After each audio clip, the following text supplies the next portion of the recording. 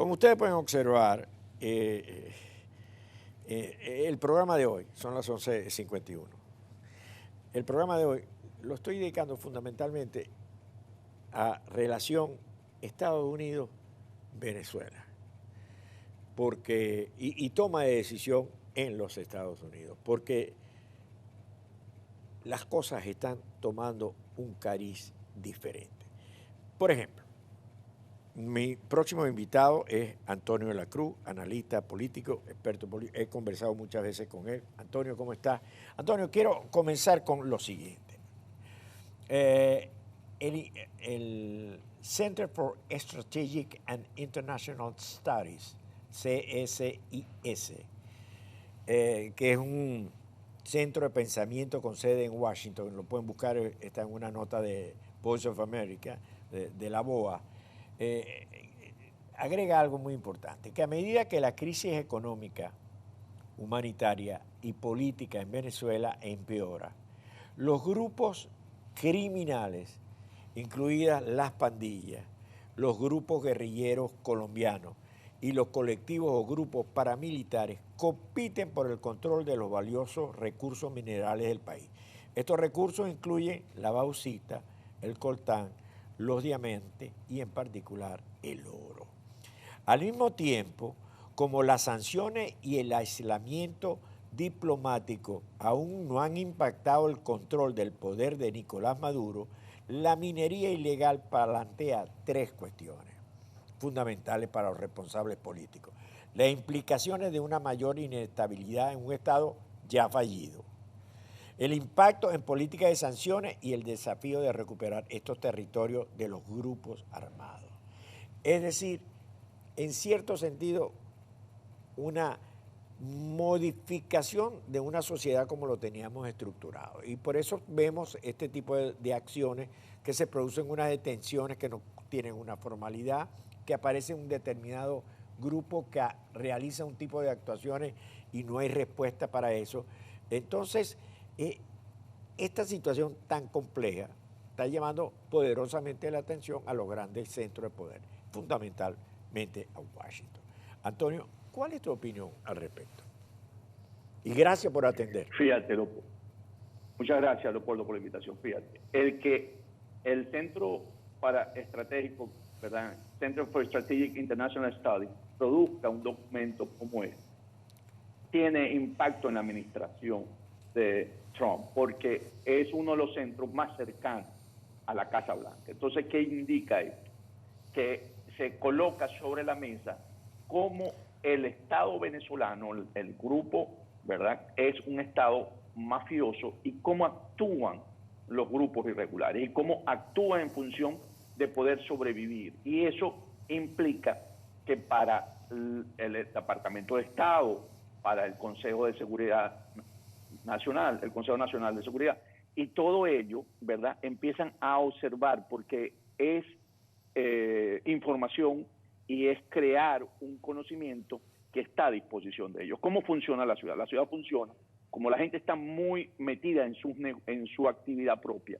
Todos estos grupos de pensamiento, tanques de pensamiento, generan conocimiento y ellos son utilizados tanto por el Congreso como por el gobierno federal. Entonces, esto va a ir generando políticas hacia ese sentido y esa es la importancia de ese trabajo, porque pone en el tapete una situación que no ha estado llevado. Venezuela siempre ha sido vista desde la perspectiva de la Casa Blanca como un país en el que hay que actuar, buscar la democracia, y ahora se le mete el elemento del Estado mafioso con mucha fuerza, sobre todo en el manejo de los minerales, ¿verdad?, y del contrabando y las actividades ilícitas y la repartición de los poderes, ese poder de grupos irregulares que controlan el país. Entonces eso, como tú dijiste, va creando una nueva narrativa en la ciudad en la que empieza a actuar, ¿verdad?, todo el establishment de la Casa Blanca y el mismo Congreso. Y claro, este paquidermo, que podríamos decir es el Departamento de Estado o la Casa Blanca, es lenta, pero cuando se mueve como el elefante, y una pata aquí y pone otra pata allá, y los efectos son enormes. Y esa maquinaria está comenzando, más allá de las declaraciones, pero esta semana hemos visto muchas acciones, muchas declaraciones, y el Partido Demócrata, que es la única alternativa política frente al presidente Trump, está en los mismos términos, o sea, tienen una política institucional. No hay que olvidar que los primeros que arrancan con esto son los demócratas. De manera que la política norteamericana va a ser una, Washington va a ser uno, claro, con sus detalles, sus características propias, pero va a ser una sola con relación al tema Venezuela. Correcto. En términos de cómo percibir a Venezuela para la lucha de los derechos humanos, o sea, la diferencia entre una administración demócrata y una administración republicana es que los demócratas van a hacer mucho más énfasis en derechos humanos, ¿ok? En la parte de cómo se ha ido violentando y, por supuesto, toda la parte del Estado mafioso va a influenciar, mientras que en la administración republicana hace mucho más énfasis en la restauración de la democracia como tal. O sea, y eso es importante, o sea, eso sí es un pequeño distingo, no es que no va a haber sanciones, las sanciones son producto por la corrupción, por el manejo, ¿verdad?, de derechos humanos, violaciones de derechos humanos, y entonces en ese sentido los dos coinciden, y eso también coincide en el Congreso y salen leyes de los dos partidos conjuntos, y ahí han jugado un rol muy importante, tanto Bob Meléndez, que en la Comisión de Relaciones Exteriores, como Marco Rubio, que tienen leyes que se conocen como bipartisan, que van apoyando. Entonces, allí van de la mano y en ese sentido coinciden totalmente. Paralelamente a eso, han habido relaciones, por ejemplo, el grupo de contacto dando declaraciones sobre el CNE, creado por el TCJ, y nadie va a reconocer, ningún Estado va a reconocer este Consejo Nacional Electoral impuesto por el TCJ, ni va a reconocer el fruto de las elecciones que van a hacer. Entonces vamos a tener una asamblea que va a seguir en vigencia, en una interpretación correcta porque no se ha producido una nueva elección, y Miraflores que va a querer llegar a acuerdos con una nueva asamblea que por supuesto va a controlar y va a manejar a su antojo. Entonces la situación pareciera que se va a dilatar en el tiempo, pero se va a agravar con un ambiente socioeconómico cada día peor, las instalaciones petroleras en el suelo, el petróleo bloqueado, las sanciones cada día más fuertes.